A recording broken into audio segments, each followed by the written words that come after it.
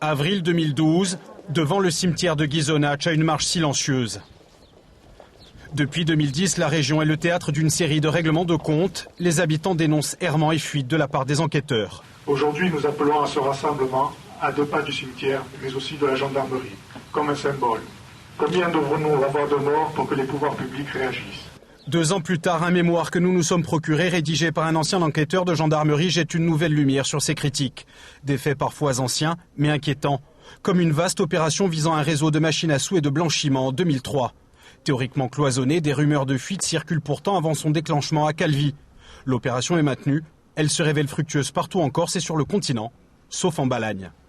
Un cas isolé, pas vraiment. 22 octobre 2004, attentat contre la gendarmerie d'Aléria.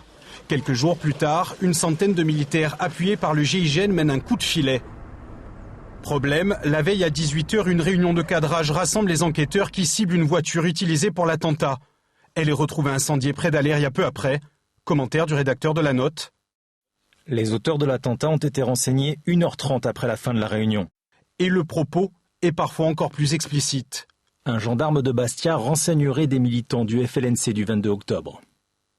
Premier à pâtir de ces doutes sur la fiabilité de certains de leurs collègues, les gendarmes eux-mêmes. Au cours de notre enquête, un seul a accepté de s'exprimer sous anonymat. Pour se protéger, affirme cet ancien de l'ASR, la section de recherche, qui dénonce les fuites passées. Il y avait toutes sortes d'informations sur des assassinats, sur des extorsions de fonds. Vous avez des informations sur des perquisitions. Certains ont été prévenus la veille. Donc du coup, le matin, quand vous tapez à 6 heures, vous ne trouvez plus rien. Vous ne trouvez plus rien. Voilà, des renseignements de ce style-là qui sont complètement au-delà de ce qu'un gendarme pourrait faire pour son indique, quoi. Exemple, le dossier lourd d'Olivier Sisti. Défavorablement connu de la justice, l'homme a réchappé à 3 tentatives d'homicide entre 2010 et 2012. Dans les procédures judiciaires, des écoutes surprenantes entre gendarmes et des individus qui seront mis en cause dans ces affaires. Tuyaux sur des immatriculations de voitures suspectes ou conseils parfois très directs. Par contre, fais gaffe de ne pas te trouver trop dans les parages si un jour il se fait couler. Autre curiosité, ce compte-rendu d'écoute téléphonique où un homme prétend connaître la date de futures perquisitions dans ce dossier. Cette fois, les militaires couchent leurs soupçons par écrit. L'individu écouté serait en lien proche avec un enquêteur de Bastia. Le conseil d'Olivier Sisti assure avoir avisé la justice de ces pratiques, sans succès. Concernant ces écoutes, ni j'infirme, ni je confirme.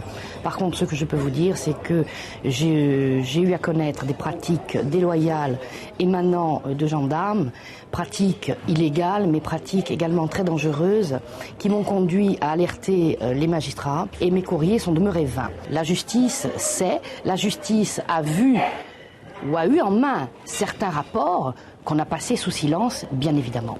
Pourquoi ? C'est la question que je me pose. Coïncidence, plusieurs gendarmes soupçonnés de fuite sont à l'origine de l'affaire Levent. Cet ancien capitaine de la section de recherche a été condamné à Bastia en février dernier à 5 ans de prison pour avoir révélé des informations, des écoutes et détourné des stupéfiants. Il a fait appel de cette décision. Avec ses avocats, maître Christian Scolari et Olivier Maurice, il a décidé de porter plainte contre ses anciens collègues. Je considère que cette affaire n'est ni plus ni moins qu'un chantier qui a été monté à mon encontre par ces personnes. Pour quelles raisons ? J'ignore les raisons, justement. Je ne sais pas pour quelles raisons. Est-ce que vous avez le sentiment d'avoir outrepassé les règles ? Dans une certaine mesure, je dirais oui, mais avec toujours l'aval de ma hiérarchie et des magistrats. En tout cas, si j'ai dépassé des règles, ça a toujours été dans le but de réussir des affaires judiciaires. Et il n'y a jamais eu, de ma part, une volonté d'enrichissement personnel. J'ai l'impression qu'on a accusé M. Levent de faits sans examiner des charges extrêmement lourdes qui pesaient sur d'autres gendarmes, et notamment des gendarmes qui ont accusé M. Levent. Et nous attendons avec Christian Scolari que la justice en Corse puisse examiner toutes les responsabilités au niveau de l'organisation de la gendarmerie et de certaines méthodes utilisées par des gendarmes corrompus. La justice n'a pas retenu ces arguments pour le moment. De sources judiciaires, on indique cependant que plusieurs gendarmes ont bien été auditionnés dans d'autres dossiers sans que des charges puissent être retenues contre eux. La direction générale de la gendarmerie nationale ne s'exprime pas sur le sujet. Quant à l'infime minorité d'enquêteurs à problème, ils auraient été poussés vers la retraite.